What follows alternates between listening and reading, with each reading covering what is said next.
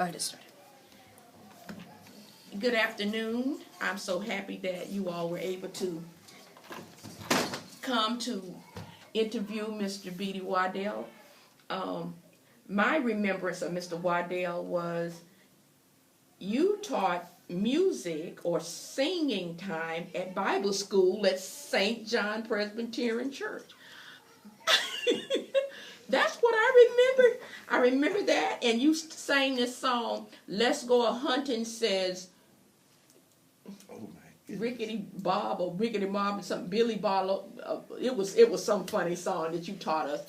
But after that, I know Mr. Waddell ended up being a teacher at the school that I went to. He told you a minute ago, Violin Elementary School. Mm-hmm. And he carpooled with my mom and another teacher, and all of us, my mother's kids, were in the car. And after that, I think he taught me, I want to say North Carolina history or either social studies. It was one of those. I've known Mr. Beady Waddell probably over 40 years, maybe 50, over 50 years. I'm 66, so I would say, Mr. Waddell, I've probably known you for close to 60 years. Isn't that something?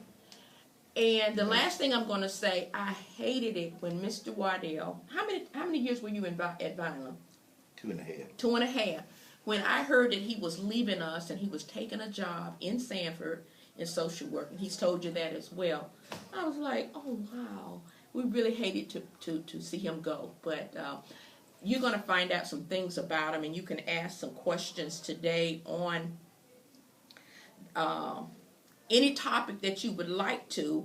Mr. Waddell has been, I feel, he says he's 95, so to me that's a legacy.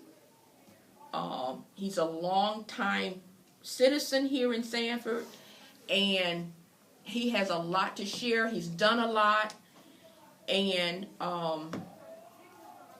so this moment is very, very special.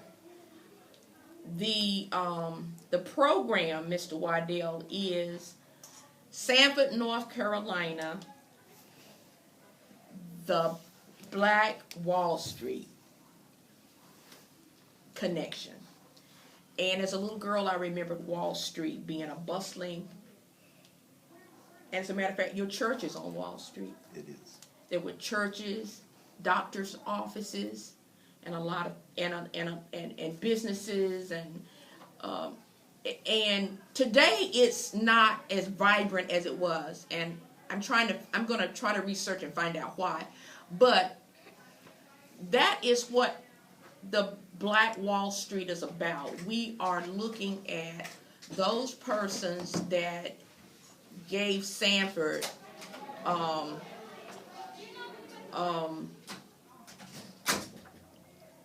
a name, because Sanford would not be Sanford if it weren't for some of our black people that have come through Sanford. And so without further ado, we're just going to go ahead and start finding out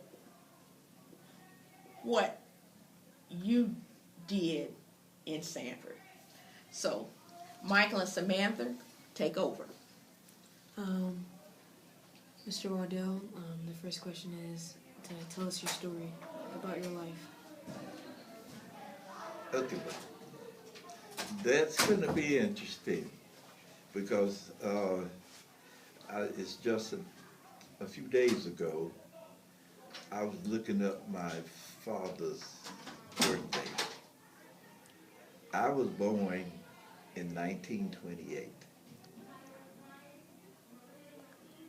and he was 41 years old then. Wow. He was born. I see the look on it. Was he born in the Late 1800s? Yeah. I am a product of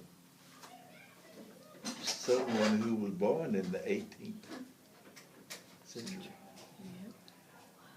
Some of his characteristics, some of the things that he felt important. He was 10 years older than my mother, and she had some just a little bit different ideas about growing up. But there was two things that they both were real strong about. My dad was real strong about work. His comment was, if you don't work, you won't eat. And you are in trouble. So he was a workaholic. He worked as a nurse's aide on second and third shift at the hospital. And he ran a business, and he had people working for him during the day, which is why I call him a workaholic.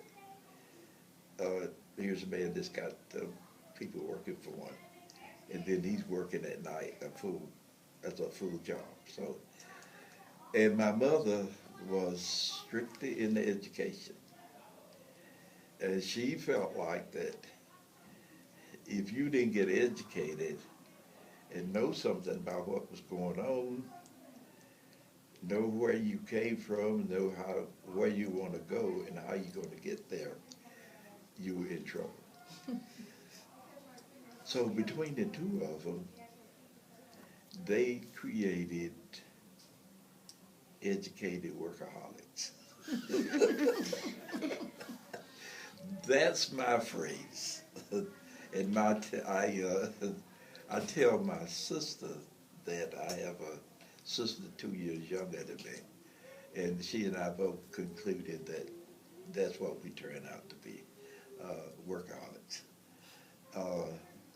Educated. She has her master's, and she taught nursing at A&T universities, and she recently retired, and she's all over the place now in the city boards and all of that, and in the church having to choose to preach and stuff like that.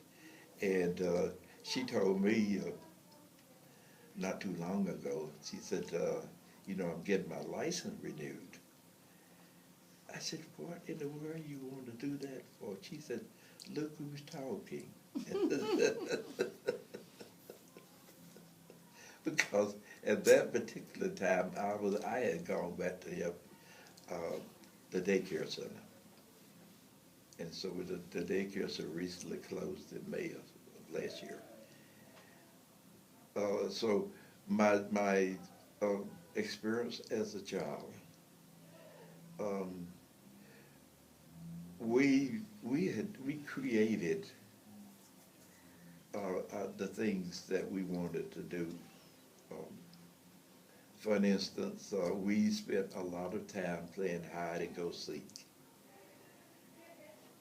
and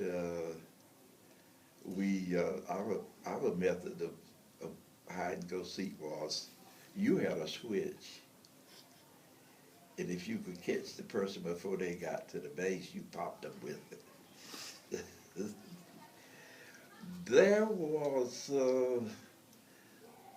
every once in a while somebody got angry because you hit me too hard. And so that made us a lot of peacemaking in that game. One of the other things that we did as to play was there was I'm not sure where that ring came from, but it was a ring about like that.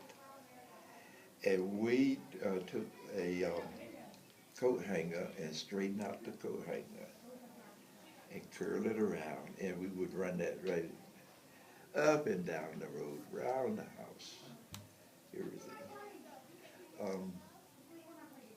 Another game was we had